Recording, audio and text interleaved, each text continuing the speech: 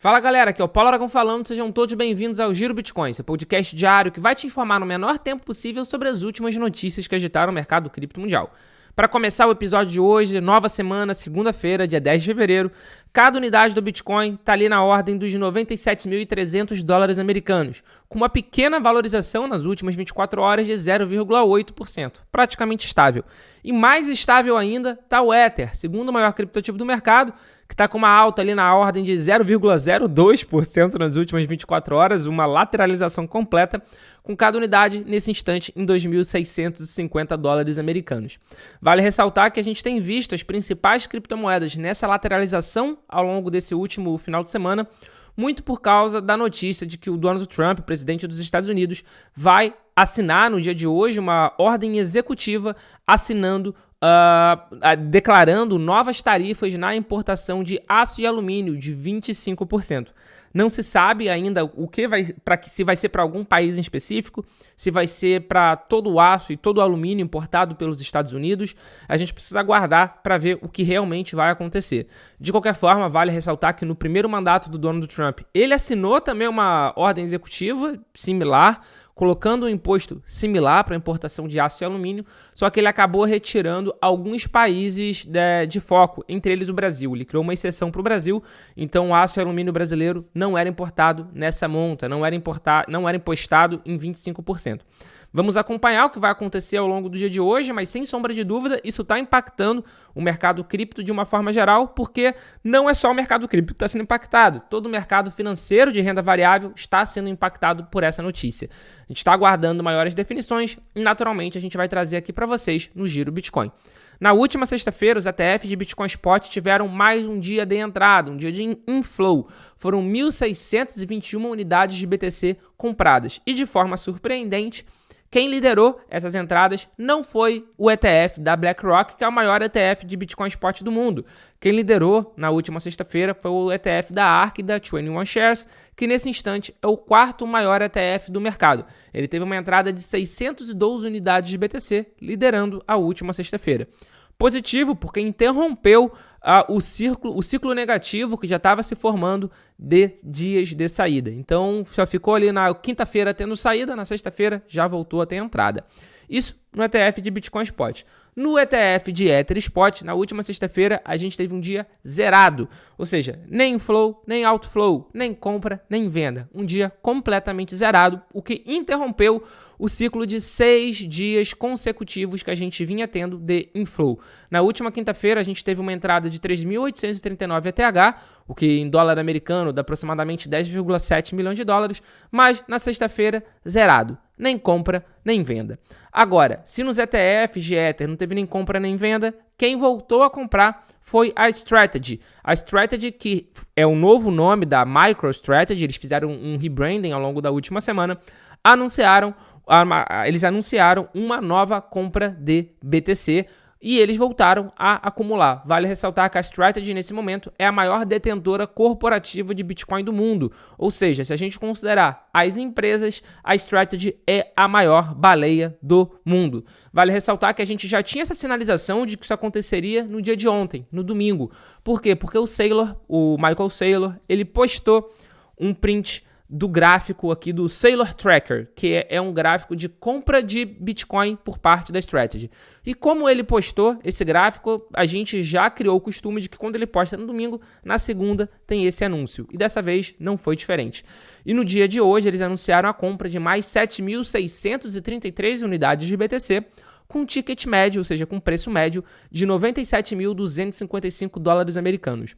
Então, ao todo, eles gastaram aqui 742 milhões e 400 mil dólares para comprar esses BTC, e com isso agora eles têm 478.740 unidades de Bitcoin, avaliados com a cotação de agora em 46,74 bilhões de dólares.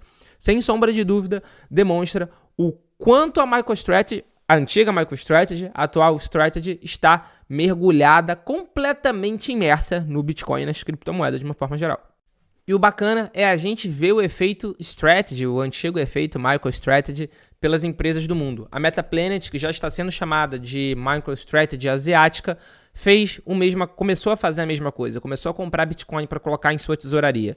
Então ali a gente vê quando eles começaram a comprar Bitcoin, que foi em 2024. E naquele momento, em abril de 2024, quando eles começaram a fazer essas compras, o market cap da empresa, ou seja, a capitalização de mercado da empresa, estava em 14 milhões de dólares.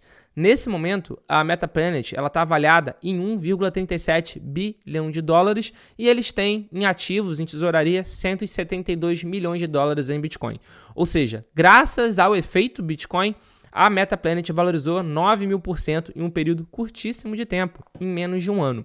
E isso é um sinal claro de que cada vez mais as empresas estão entendendo o efeito, o poder que o Bitcoin tem. Não só as empresas estão estocando, as empresas estão colocando em tesouraria, mas também das pessoas de uma forma geral, né? Quem está comprando uma stock, quem está comprando uma ação da Metaplanet por causa dessa exposição da Metaplanet no Bitcoin, está buscando uma forma de se expor indiretamente ao Bitcoin, o que é uma excelente notícia para o mercado cripto de uma forma geral.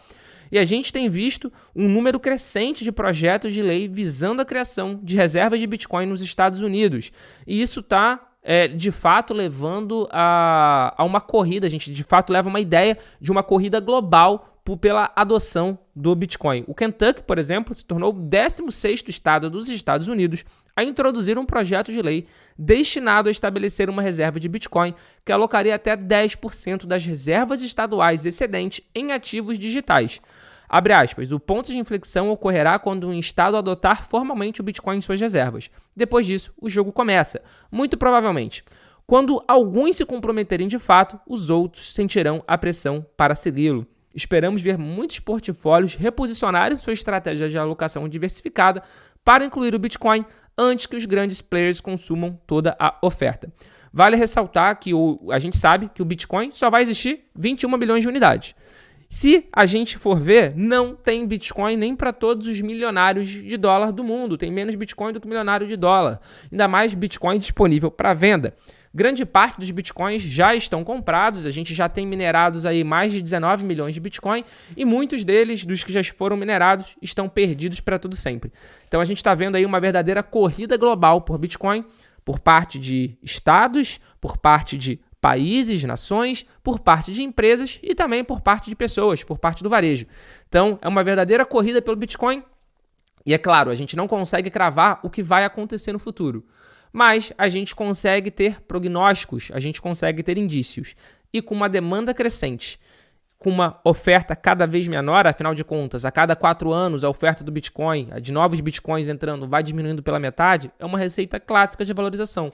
Mais demanda, menor oferta, tende a valorizar. É isso que vai acontecer? É óbvio que a gente não pode cravar, a gente não pode escrever em pedra. Mas essa, sem sombra de dúvida, é a tendência. Inclusive, diversos analistas falam que, se os Estados Unidos de fato utilizarem o Bitcoin como parte de uma reserva estratégica financeira, é algo plenamente factível a gente pensar em 7 dígitos para o Bitcoin. Ou seja, um Bitcoin na casa ali de $1 milhão. Se isso vai acontecer ou não, de novo, só o tempo vai dizer, mas de qualquer forma, nesse instante, com essa administração, os prognósticos são os melhores possíveis. E para fechar o Giro Bitcoin de hoje, uma notícia rápida. Na semana passada, a gente comentou aqui no Giro Bitcoin que o Galípolo, o atual presidente do Banco Central Brasileiro, já indicado pelo presidente Lula, ele tinha afirmado que o DREX, o Real Digital, não era uma CBDC e sim DLT. DLT, na verdade, é uma tecnologia que fica por trás, é uma Decentralized Ledger Technology, ou Distributed, ou Decentralized de descentralizada, ou Distributed de distribuída.